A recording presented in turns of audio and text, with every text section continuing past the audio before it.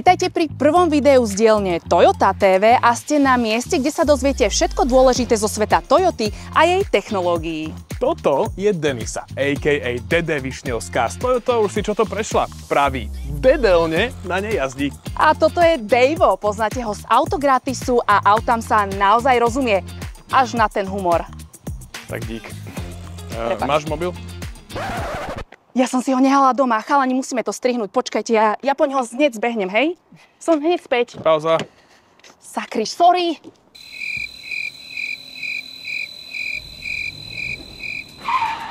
Som tu! Mám ho. No tak ho vyťahuj, lebo dnes ti na ňom ukážem, ako funguje aplikácia My Toyota. No počkať, ale ja už ju mám stiahnutú. Cez aplikáciu My Toyota viem ovládať a zisťovať veľa vecí na diaľku. Vytvorím si konto, zaregistrujem si auto a mám celú Toyotu v telefóne. Tých funkcií je tam naozaj veľa. Tak napríklad vieš, aký máš presne teraz dojazd? No jasné, že to viem. Mám to tu presne napísané. Mám 80% paliva a dojazd 488 km. A vieš, či si zamkla? Jasné, že nie, veď stojíme pri aute. No dobre, ale zvládla by si to aj bez kľúčov? Tak sleduj toto kúzlo. Dobre, vidím, že aplikáciu My Toyota máš zmaknutú, ale zvládne toho ešte oveľa viac. Ja najčastejšie využívam klimatizáciu na diaľku. Nie na to pri zlete do poriadne vychladeného auta. Moje obľúbené číslo je 24 stupňov. Toľko rokov už dávno nemám. Ale ak sa pripravujete na zimnú olympiádu, tak si teplotu vo svojej Toyote môžete stiahnuť kľudne aj na 18. A okrem toho tam nájdeš aj funkciu hybridného trénera, ktorý ti dáva tipy, ako jazdiť s čo najnižšou spotrebou. Ja na spotrebu? Prosím ťa, už hovoríš ako moja polovička.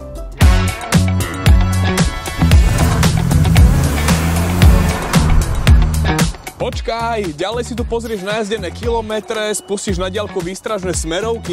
Ono to fakt funguje. Má to aj odomýkanie kufra na diaľku.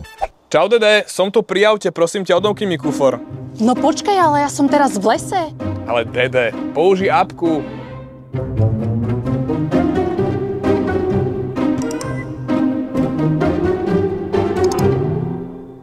A okrem toho mi tu ukazuje aj hlásenia o prípadnej poruche. Čo sa deje? Veď tu nič nie je!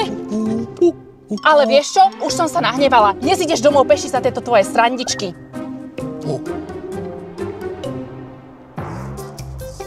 Dejvo, a ty kam ideš? Na autobus, však si ma poslala peši.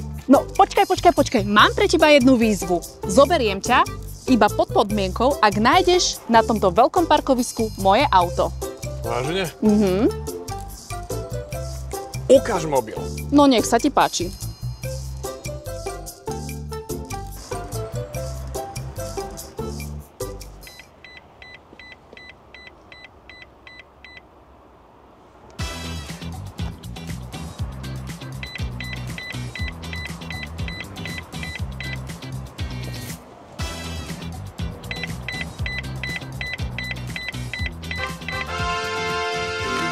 Ja som vedel, že to bude fungovať, a to ešte počkaj, čo plánujú do tej apky zaviesť v budúcnosti. Aj na to sa pozrieme na budúce, tak nás sledujte pre ďalšie tipy, ako vyťažiť zo svojej Toyoty čo najviac.